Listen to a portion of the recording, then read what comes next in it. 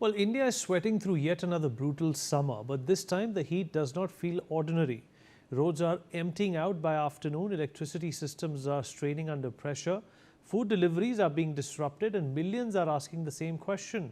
Is India simply experiencing another harsh Indian summer, or is the country entering a much hotter future? Hello and welcome to another episode of Deep Dive brought to you by NewsX. My name is Vineet Malhotra and today let's take a closer look at the heat wave and how it is affecting the country and the people of this country. Across North India, temperatures are climbing to dangerous levels with the Indian Meteorological Department issuing heat wave and severe heat wave warnings across multiple regions. And as thermometers continue to rise, one question hangs over the country. Will India get hotter from here? Well, the numbers themselves tell a worrying story. Banda in Uttar Pradesh has touched nearly 48 degrees Celsius, making it one of the hottest places in the country. Parts of Rajasthan, including districts like Sri Ganganagar, have crossed 46 degrees. Delhi's ridge area has climbed to 46.5 degrees, while Mungeshpur in the national capital region has also recorded temperatures above 46 degrees. Rohtak in Haryana has approached 46 degrees. While large parts of Punjab and Haryana continue hovering above 45 degrees. Multiple districts in Uttar Pradesh are recording temperatures between 45 and 48 degrees Celsius, creating severe heat wave conditions across large stretches of northern India. To understand how extreme this heat is, consider everyday life. Air temperature alone does not tell the full story. Roads absorb and trap heat, becoming far hotter than the air above them. Cars parked under direct sunlight can become unbearable within minutes. Metal surfaces become dangerous to touch. Buildings release stored heat long after sunset. Even nighttime is no longer providing enough relief. Delhi recently experienced one of its warmest May nights in years. And warmer nights matter because the human body loses one of its most important recovery periods. When temperatures remain elevated overnight, heat stress builds, exhaustion increases, and health risks rise sharply. But what exactly is driving this extreme heat? Part of the answer lies thousands of kilometers away in the Pacific Ocean through a climate phenomena called El Niño. Well, El Niño occurs when ocean surface temperatures in the central and eastern Pacific Ocean become warmer than usual. That warming may seem distant from India, but global weather systems are deeply interconnected. Changes in Pacific Ocean temperatures influence atmospheric circulation patterns around the world, altering rainfall, wind movement, and heat distribution. For India, El Niño has historically been associated with hotter conditions and disruptions to rainfall patterns. During El Niño periods, the country can experience reduced cooling effects, shifting weather systems, and increased chances of above normal temperatures. It can also influence monsoon behavior, something critically important for a country where agriculture, water supply, and livelihoods remain closely linked to seasonal rainfall.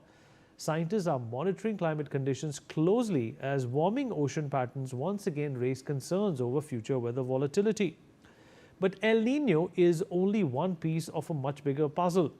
Climate scientists consistently point toward another major driver: climate change. Rising global temperatures are increasing the frequency, intensity, and duration of heat waves across large parts of the world. Climate change does not create every heat wave directly, but it can amplify them. A heat wave that may once have been severe can become far more dangerous when layered on top of an already warmer climate baseline. Concrete-heavy cities absorb heat during the day and release it slowly at night, creating what experts call the urban heat island effect. Fewer green spaces, expanding infrastructure, and rising energy consumption combine to intensify temperatures further. The consequences are no longer limited to weather reports. The heat is beginning to reshape ordinary life. Construction workers, laborers, street vendors, and outdoor workers face some of the greatest risks because of much of their work cannot move indoors.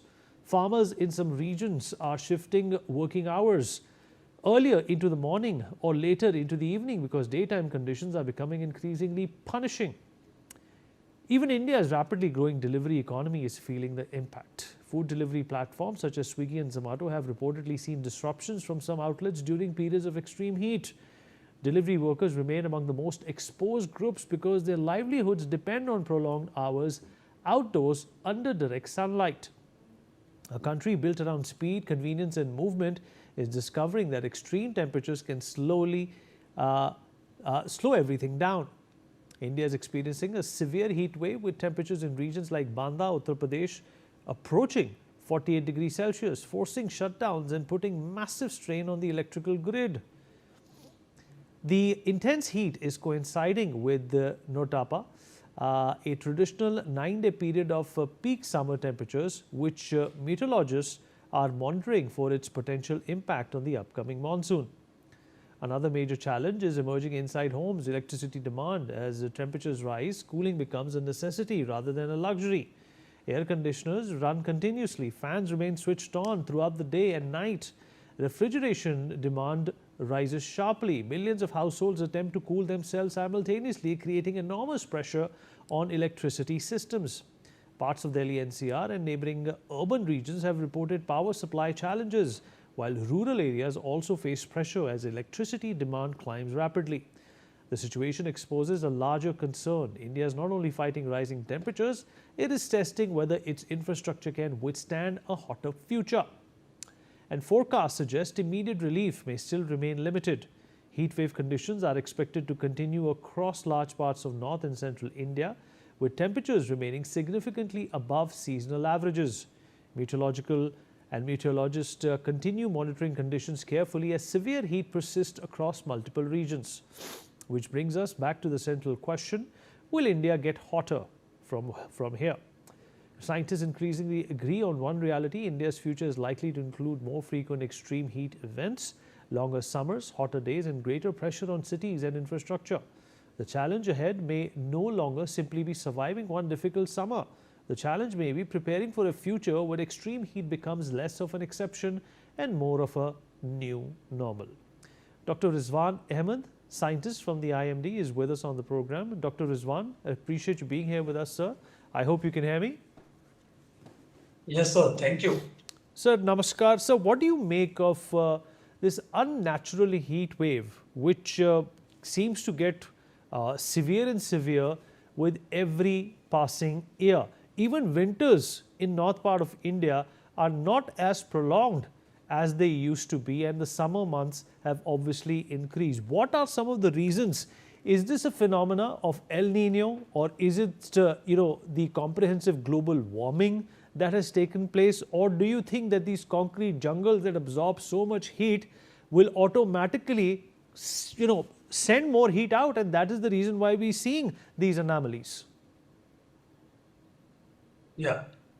Namaskar to all. Yeah. Before explaining the main reason for the heat wave or the hot weather season, I just want to explain that the year 2024 was again the very hot year, but 2025 was not that hot comparatively.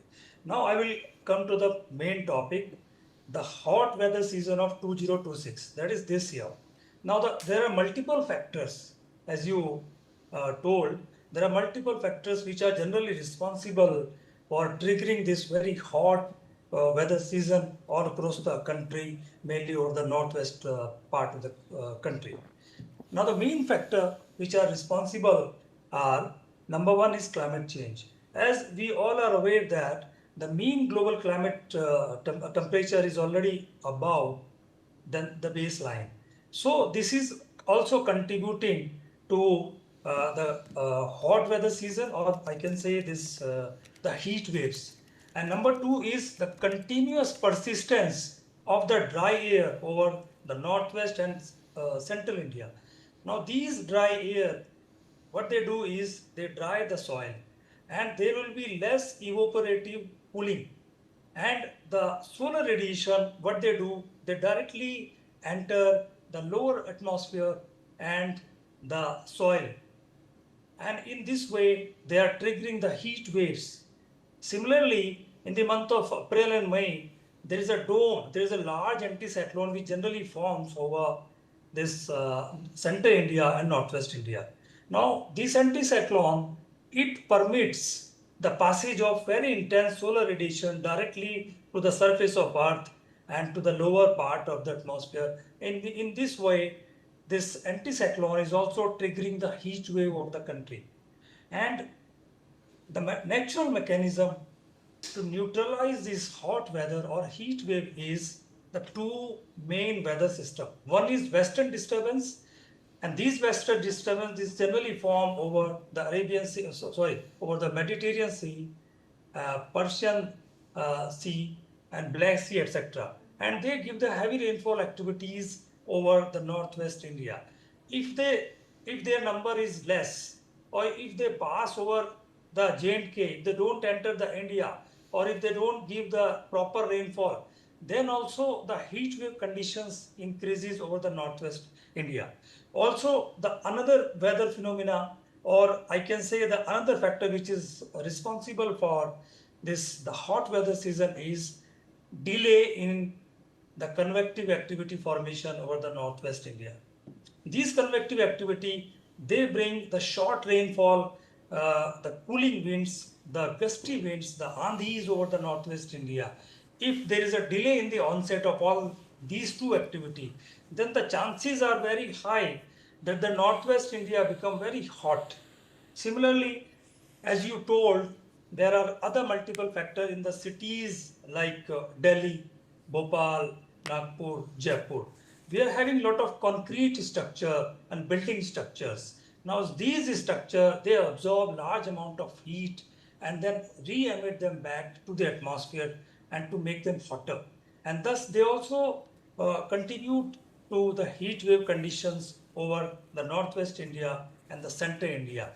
So these urban heat island is also playing the key role in enhancing the temperature by few degrees Celsius, say by 4 to 6 degrees Celsius, in comparison to the other area where vegetation is very high. And other factor which you have already explained is the global phenomena El Nino. Now this is a year of El Nino. All the reports of WMO and IMD Outlook, they have suggested that this El Nino effect will be there on the heat wave on monsoon both. This El Nino will again trigger the high pressure zone over the Indian subcontinent. And the high pressure zone will responsible for the more solar and intense radiation, they will fall directly on the lower part of the atmosphere and the Earth's surface. In this way, all these multiple factors, they are triggering the heat wave conditions across major part of the country, mainly over the northwest and center part of the country. So, but there is a cooling mechanism naturally which happens, and the cooling mechanism is thunderstorm activities or WD. So chances are that after 28th till 28th, the heat wave condition will prevail. There will be no relief at all. But after 28th, that is during 29th to 31st of May, there will be a chances of formation of thunderstorm activities, and there is a chances of entering another fresh WD to our country. Then we will get the relief and chances of light to moderate rainfall over this central India, northwest India will be there, and temperature will be reduced by 6 to 8 degrees Celsius in the northwest India as per our today's forecast. Thank you. Thank you, Dr. Ahmed. Let me also rope in Dr. Ashwardhan Puri from Medanta Hospital. Mr. Anand Arya, environmentalist, also joins us on the show. Dr. Puri, I hope you can hear me, sir. Right, Dr. Yes, Puri, yes. Dr. Puri, how would you describe this unusual heat phenomena that has gripped northern India and central India, but continues to in fact get severe with every passing year? We're in 2026 now. What would you attribute this unusual heat to? Obviously, as the scientists are explaining that there are a lot of phenomena which are occurring and a lot of urbanization which is occurring. We are just cutting the jungles and all those stuff. So this urbanization is good. Obviously, every country wants to develop, but at what cost? See, this heat wave is very, very dangerous for the human health. Lot of people, I'm talking about most of Indian population that works on roads, like the traffic cops, like the people selling food or material on the road, then farmers working, will all come into the gamut of this extreme heat wave. And what happens during this time period, that the thermoregulation which occurs inside our body, which regulates the temperature of the body, it just breaks off. We call it in the common language, loo lag gayi hai. But it is very, very dangerous. It leads to extreme dehydration. It leads to electrolyte imbalance. It leads to nausea, vomiting. Sometimes the patient going just collapsing. Then there are long-term effects like increase in cardiac diseases, increase in respiratory diseases because of people working continuously in this time period of extreme heat wave, like from 12 to 4. So as much as possible, we should avoid, anybody should avoid working in this time period. But point is that we can't ask people working on roads, farmers and others to stop working at that time. It's their peak business time. It's their time when they are out there. So things are going to be becoming worse. A lot of patients are coming to our emergencies with heat stroke like condition because of this problem. And I think it's going to increase as Dr. even has told that it's going to increase with every passing year because of these effects like El Nino, because of the urbanization, cuttings of the jungles and all those stuff. How do you think, Dr. Puri, people can guard themselves against this heat? What would you recommend, people, who have no choice but to go out in the sun, to do their daily chores? So one thing is that they should cover their head. They should be wearing some kind of hat, some kind of headgear, which should not be very heavy, a light one, so that the direct heat is not going to their head or the face or the body. The second thing is they should hydrate themselves. Drinking simple water. It should not be cold water. It should not be cold drink. Avoid cold drinks and all sweet drinks at this juncture. You can have plain water. You can have what is known as charge. You can have shikanji. That should be also with very little of sweet, more of salt. So as much as possible, and at room temperature. It should not be cold. People think that if we drink a lot of cold water directly from the fridge, it is going to it causes some relief for 5-10 minutes, but it is counterproductive in the long run. And they should cover their head. First of all, if they can avoid going out between 12 to 4 when there is a peak heat period, they should do that. They should wear everybody should wear light colored clothes so that the body is slightly cooler. If you wear a black shirt and if you wear a white shirt is going to have some mercy on you as compared to the black shirt. And as much as possible, try to be in shade areas rather than directly facing the heat, because no matter how strong you are a bodybuilder or something, you're going to get the effect of that heat stroke if you are walking or running or doing your job directly in that scorching 48 degrees of heat. So main thing is drink a lot of fluids, and simple fluids. You don't have to drink cold drinks and fancy stuff. You just can have some salt water, some sugars, some nimbu in that, and that should suffice. Let me also rope in Anand Arya, environmentalist, into this conversation. Anand Arya, how are you looking at these heat waves increasing and amplifying in severity year on year?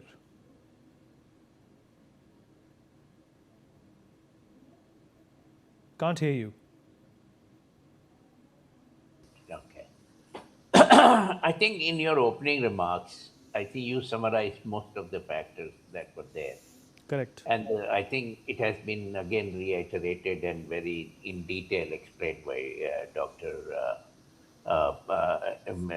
Rizwano, if I'm correct, remember his name correctly. And also the impact on the health of the people by Dr. Puri. Now, the question is that, I mean, as a matter of curiosity, I just looked at the internet, the temperatures for the last 20 years in the month of April, May, and June. You see, temperature during the peak temperature I'm talking about has remained between 43 and 48 degrees and in different over the last 20 years. But the fact is that the impact of this 43 degrees 20 years ago and 43 degrees today is entirely different.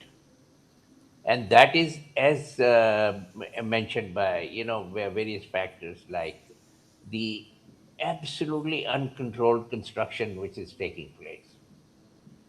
And let's take the case of the Jewar airport. I mean, that will illustrate the point.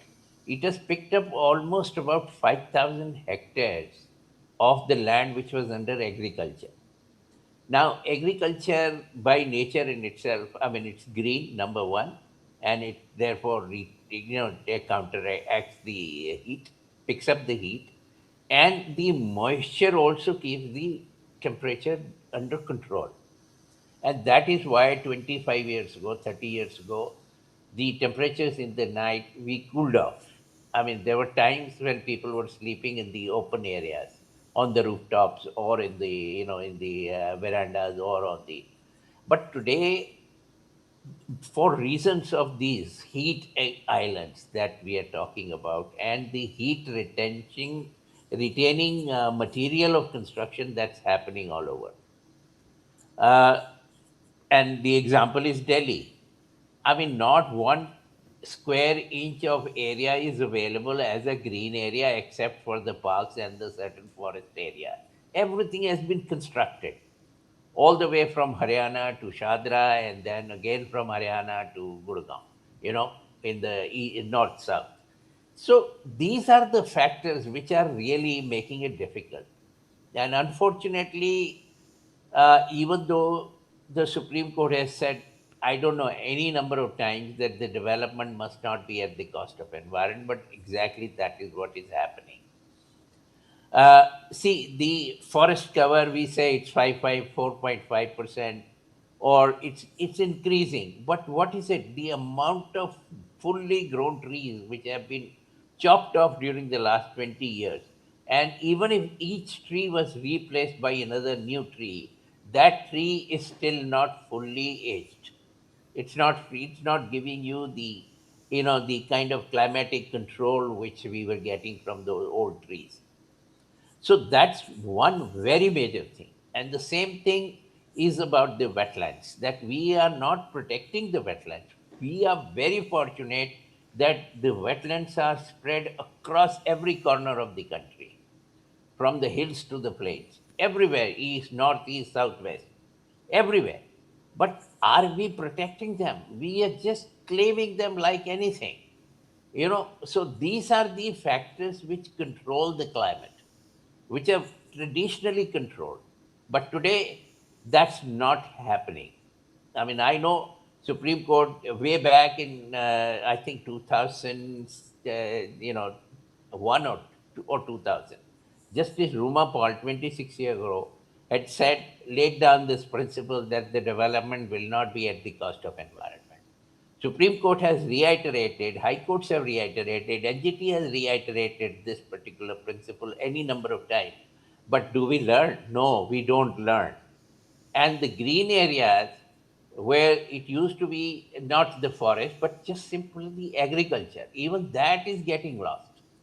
And on top of it, I mean, we are using air conditioners 24/7, as you mentioned.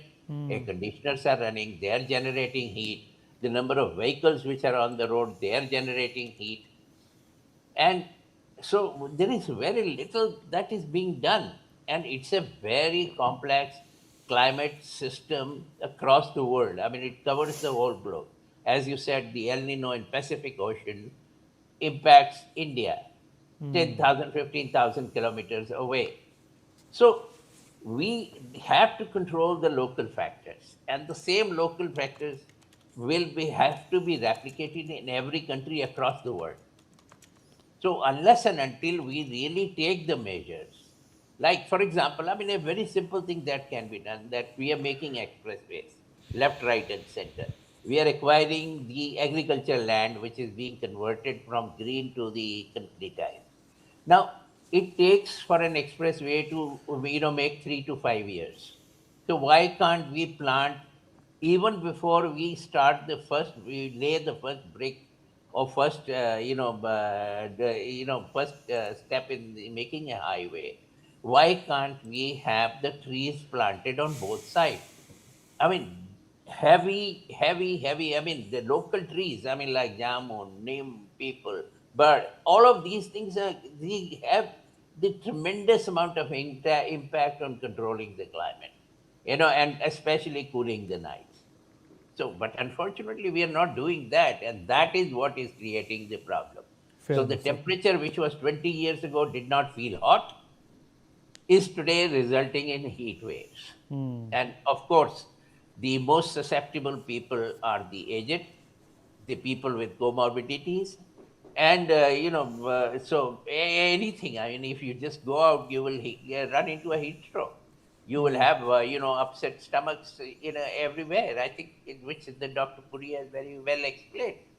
So we need to take care and we need to change our policies, and not only just change the policies, we need to see that we ruthlessly implement the policies and the decisions arrived at the international conferences on climate change. Fair enough, sir. Appreciate everybody who joined in. I think we've been able to assimilate a number of important points related to this cruel heat wave. We'll take a short break. Be right back.